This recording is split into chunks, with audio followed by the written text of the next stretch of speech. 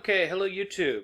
Today we're going to be continuing our repertoire in e4, e5, and we're going to be taking a look at the Ruy Lopez, and more importantly, we're going to be taking a look at White's alternative to retreating his bishop. We're going to be taking a look at the exchange variation of the Ruy Lopez. Now, before we go any further, if you like content like this and you want to see more of it, please go ahead and hit that subscribe button and click on your notification icon.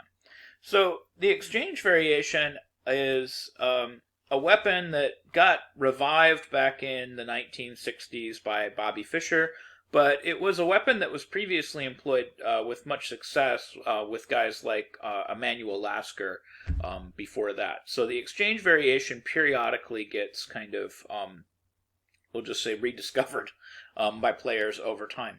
So the idea is pretty straightforward. We give up our bishop pair. We play bishop takes knight, and then this pawn captures away from the center to speed up black's development. But it's also not just to speed up black's development, it's also to allow black to develop his bishop pair, which is now black's advantage, a little bit quicker.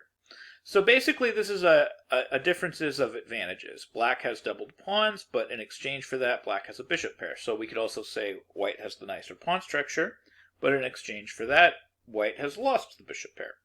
So that's basically what's being debated here, which is why this opening periodically resurfaces and white tries to make this opening work on occasion.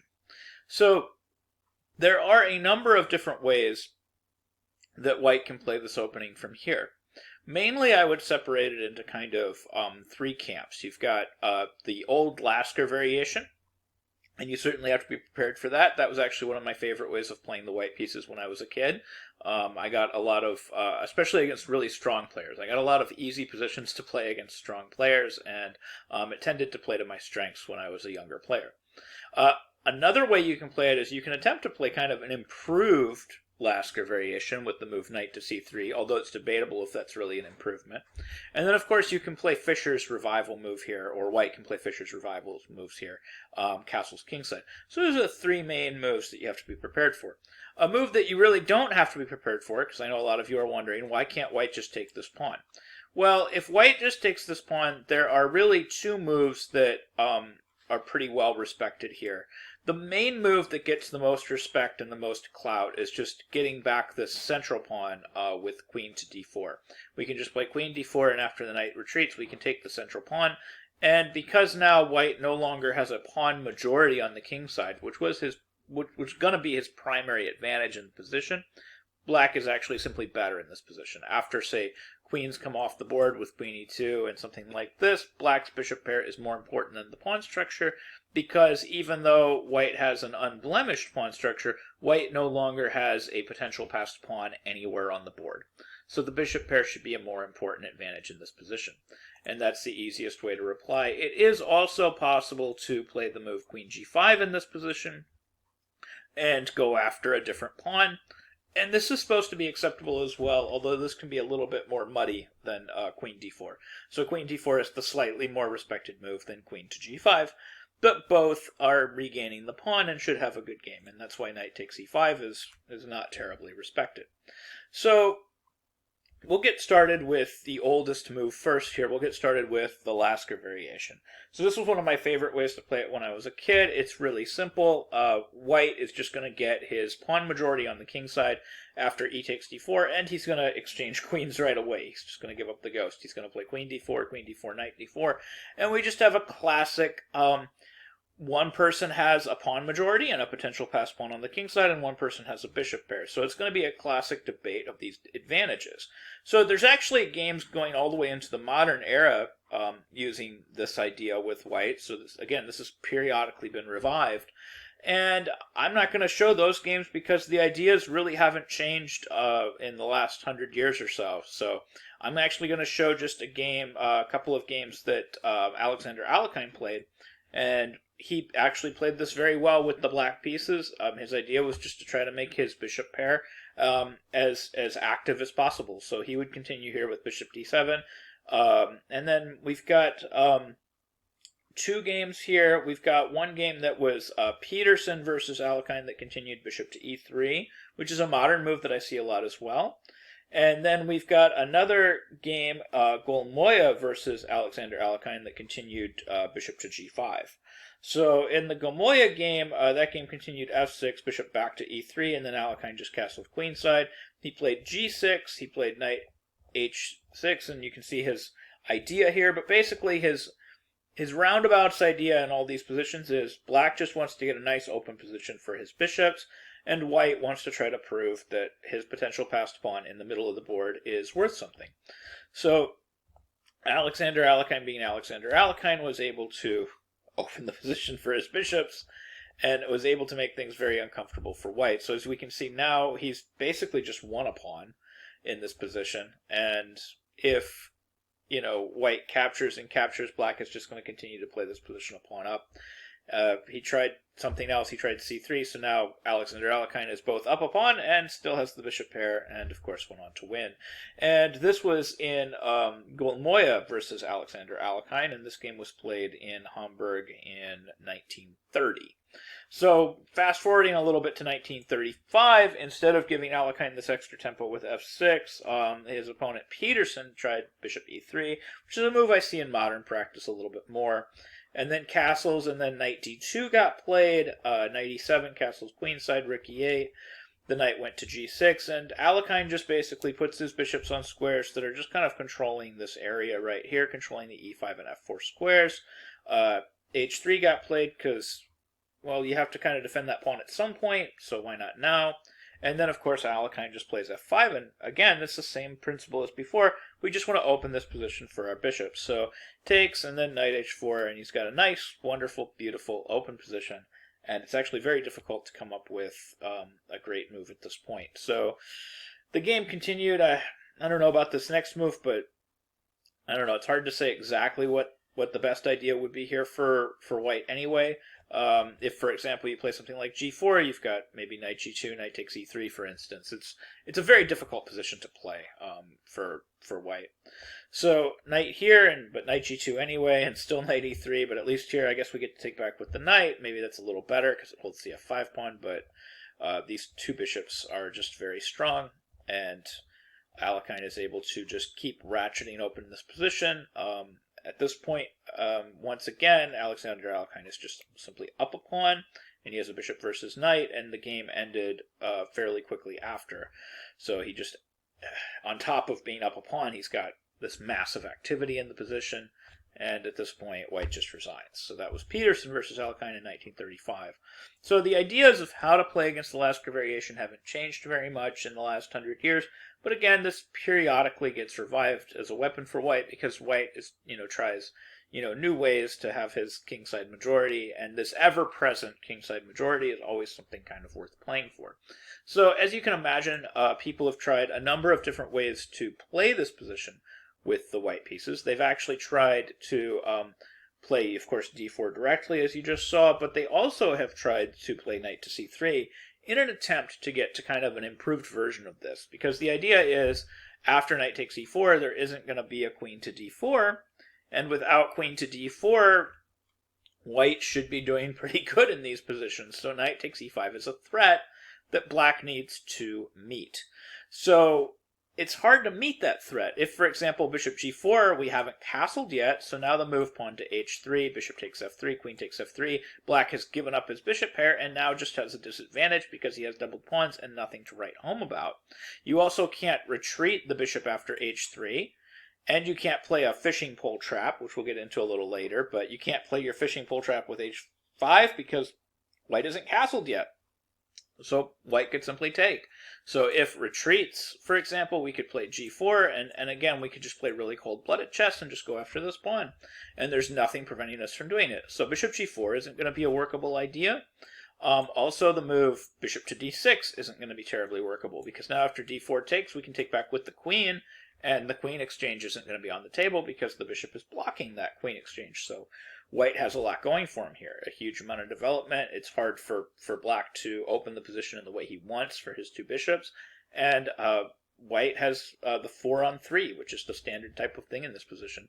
So the move that black is stuck with after knight c3 is to play the move f6, which is what white was going for. White wants to try to get black to play this type of concession, and then play kind of a delayed Lasker variation. So my kind of objection, I guess, to this is, White probably could have done the same thing with that bishop g5 move if you go all the way back to that Alexander Alekhine game that I showed previously. So it's unclear that f6 is a tempo that black didn't want anyway. So, for example, after all of this, we're going to play c5 here, and then we have a game. We have Hari Krishna versus Ding Liren played in China in 2017, which ended in a draw. So the one nice thing that White has going for him is that normally in these types of positions, as long as White doesn't make any serious errors, it's actually very difficult for White to lose. So like if White just hunkers down, and back when I played this later, I actually had a tournament one time where I had to get a draw against an international master who at the time I think he was rated 200 or 300 points higher than me, and I had a really good result in the tournament going into this last round, and I needed a draw to get first place, and I had the white pieces against a GM. I mean, an IM. He was an international master that was rated, I think, over 2,500 at the time. And I had to get a draw with white, and I employed this line with the white pieces because it's actually very difficult for black to win. Although it was a little dicey, but basically white can just hunker down. White can play f3, bishop e3, put his rooks on the open d file, and it's very difficult for black to get anything at all out of this position. My game ended in a draw, and of course this game also ended in a draw. But I think white was a little more aggressive here in this game. I think white was trying to make something happen. I lacked any type of aggression in my game. I just hunkered down and held the pawn. And that's an option. White can do that. So that's another reason to possibly try to employ the exchange variation as white, is it can be used as a drawing weapon with white. Although, as one player put it, when a master wants to draw with the white pieces, it's really hard to stop him. So that's just, there's plenty of ways to do that. It doesn't necessarily have to be this line. There's a lot of ways that white can try to draw with the white pieces. It's difficult to stop that. So this game continued with this, and a bunch of pieces came off the board, and after all these pieces came off the board, the position just kind of died. There just wasn't enough left for anybody to do anything with. Everybody still has kind of the same advantages that they had before. White has the kingside pawn majority, black has the bishop pair, nothing's really changed. But after a bunch of stuff gets exchanged, there's just not enough left for anybody to win with in this position. So we all still have the same things that we started with, and unfortunately, on balance, that should be balanced. And that's what happened in Hari Krishna versus Ding Liren in China in 2017. After 54 moves, the game ended in a draw, which is kind of roundabouts the expected result in a lot of these exchange variation lines with d4, either after the move knight to c3, or after the move pawn to d4 immediately going into the Lasker variation. Another way they can try it with knight c3, but it's not significantly different in terms of the idea, is after d4 takes, they can of course take back with the knight. And of course the reason this isn't significantly different is we're just going to play c5 anyway. We're going to exchange queens this way. And it's not clear that being able to redeploy your knight from c3 to d1 to, say, e3, for example, which is this type of thing has happened in numerous games, is any better than the normal deployment of the knights. This was played in Short versus Whirl in London in 2008, and after 25 moves, they shook hands and agreed to a draw as well. So, going back to the start of the exchange variation of the Ruy Lopez, the drawish nature of the Lasker variation and even of knight c3 was something that was kind of well known back in the 1960s, because they knew about Lasker back then. Lasker came before the 1960s. So Fischer was the one that revived this opening, and you can look up some of his games and his analysis in his book, My 60 Memorable Games. And the move that he revived this opening with was Castle's Kingside. And this move caused people a lot of problems back in the 1960s because they really didn't know how to meet this move. It kind of has the same idea as knight to c3 in the sense that white is trying to make black get in this f6 move before he plays d4. But it actually creates a bunch of unique issues for black activating his plan of utilizing his bishop pair. White seems to jump on this center really, really fast. And that was just kind of a problem for players when they first had to meet this. Now, the move that I recommend against the castle's kingside line is something that is a favorite. We'll call it a fan favorite among club players. It's the bishop g4 move. And club players love this because they get to employ a trap called the fishing pole trap. And this trap is basically after h3, you play h5, and this is called a fishing pole, I guess because it kind of looks like a fishing pole. You've got your fishing pole, and you've got your bait, and your bait is on g4. So the idea behind the fishing pole maneuver is you would really like them to take your bishop, because when you take back, after they retreat their knight, you're going to bring your queen into h4, your queen and rook are going to line up, and you're going to immediately threaten mate on h2. And if this knight moves, like say if knight captures g4, you're going to have queen to h1 mate. And at this point, mate is actually just an unstoppable force in this position. There is not a move here that prevents white from getting checkmated. So if, for example, we played f3, we would just close that net with a move like g3. And again, if the knight moves, we have queen h1. If something else moves, we just have queen takes h2 mate. So, for example, knight g4, queen h1. Okay, so when we play the fishing pole, it's pretty well known we can't play h captures g4. We're not able to take this bishop in the fishing pole. So what we have to play instead is we have to play the move pawn to d3, and we have to kind of prepare to take the bishop. We have to at some point threaten to take this bishop on g4 if we want to make progress with white, because in order to make progress in just about any kind of chess position, you have to break your pins. And black has this persistent pin. So after d3, black needs to put some pressure on the f3 knight. And one of the main reasons for ratcheting up this pressure is we would like to avoid the move bishop e3 being viable. We don't want white to be able to just develop in this very viable way with bishop e3 and then bringing the knight in behind. Now, for a long time, white was getting away with this because nobody was capturing the knight immediately. They were just playing other moves here. They were playing stuff like bishop d6 or knight e7. And, of course, if that's the way black is going to play, bishop e3 is a spectacular move because as soon as this knight tucks in behind, we've blocked off a lot of ways that black can threaten the position, especially involving the move bishop to c5 later, because this diagonal is actually really important for black's attacking chances. So if black is going to play like that, bishop e3 is brilliant, but black can just quickly equalize here with bishop takes f3, which is the reason we put the queen on f6 in the first place. After queen f3, g3, we're going to play bishop d6. Our idea is basically just to control the f4 square, and then after, say, rook d1, we're going to play knight e7, knight d2, knight to g6, just making sure that f4 square is supremely controlled, and we're going to maintain those doubled pawns. Here, black is, at the very least, completely equal, but it is possible for black to continue from here to even play for a win, because he does have these doubled pawns and this isolated pawn to play for. So one game you might want to check out there is Hammer versus Aronian, which was a very long game. It was a 103-move game that did eventually end in a win for black, and that was played in Norway in 2015. But the position is roundabouts equal at this point. But again, if anybody's better here, probably black. He's got some weak pawns that he can play with here.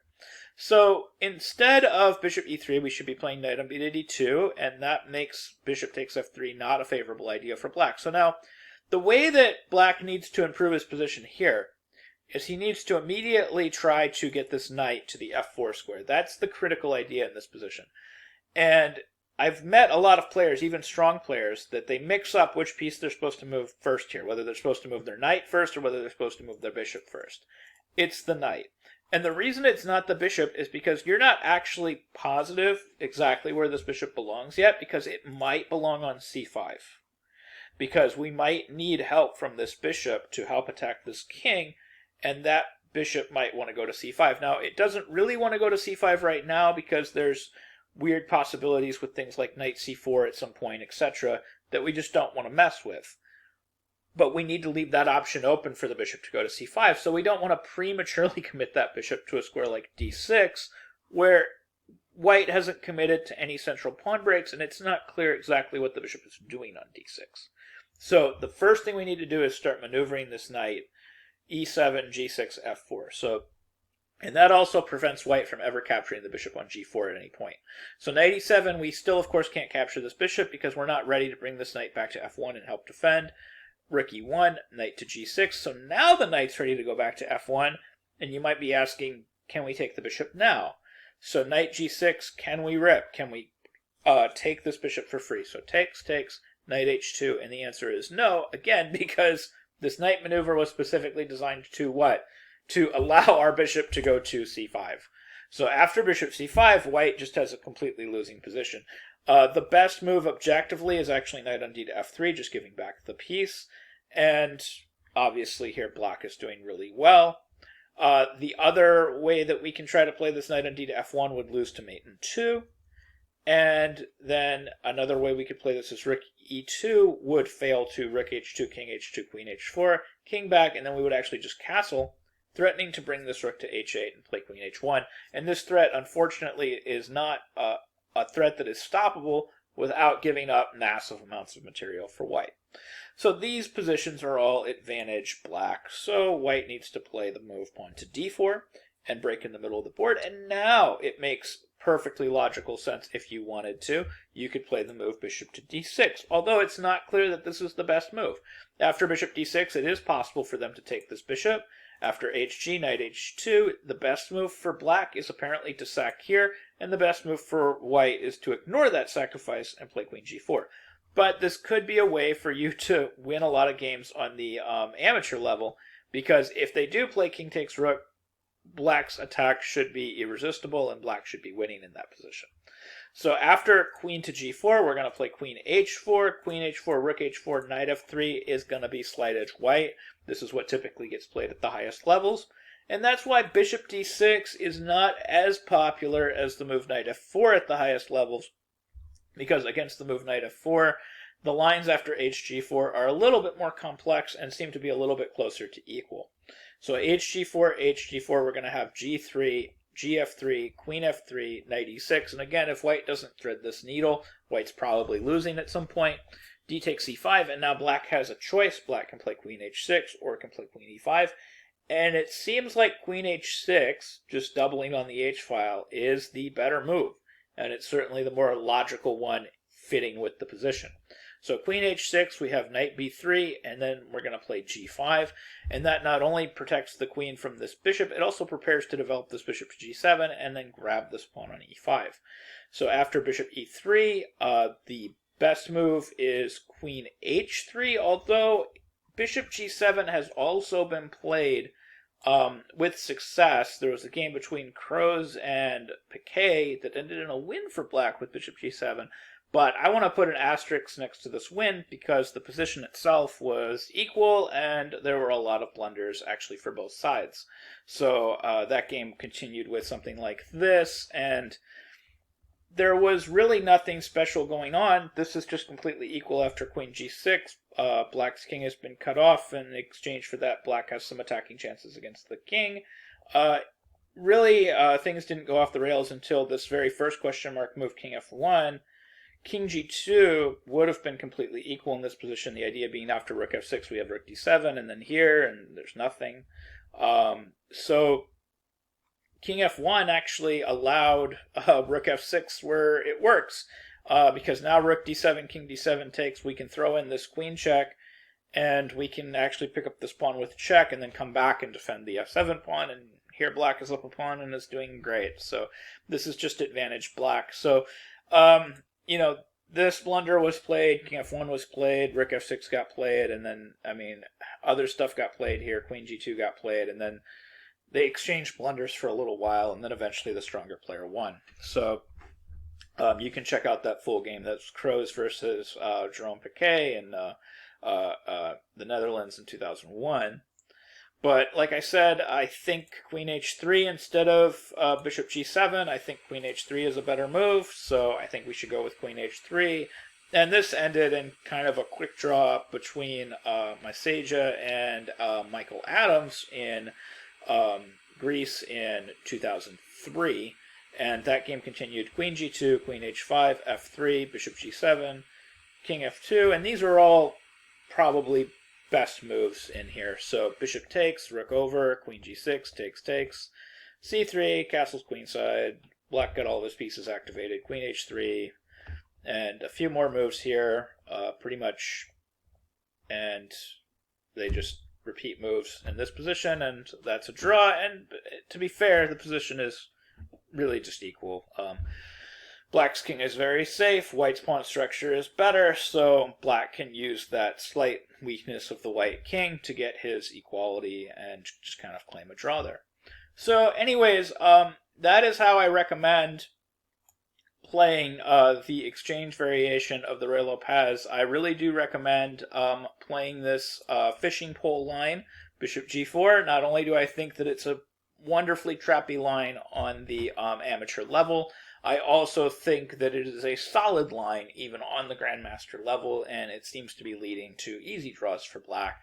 And it's really taken the teeth out of this variation for the white pieces, which is one of the reasons that we don't see the exchange variation that much anymore since Fischer's revival. So anyways, I hope that you found this video helpful. I hope you learned something new about chess, and thank you very much for watching.